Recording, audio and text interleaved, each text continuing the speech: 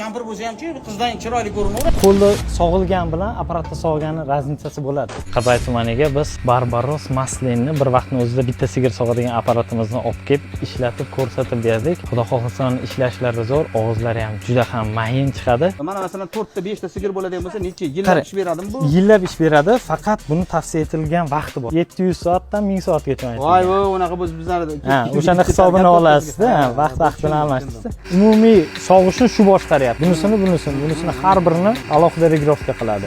Endi bir mahal sog'ilyapti-yu, masalan, men bu 20 litr berganman, 22 litr beradimi, 3 mahal sog'iladi bu.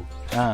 Endi hozir bitta berganda qancha litr beradi? 7 litr, 6 litr bersa, meniki ham bir 4 litr bersa, hammasinikini bitta sog'ib ketishga ham yetar ekan bizga. Bittada chiqib ketar ekan. 3-siga o'tsa odam charchaydi, ichidan 4 litrini olasiz, qolgani qolib ketadi. U sigirda refleks bo'lib o'shancha beraveradi.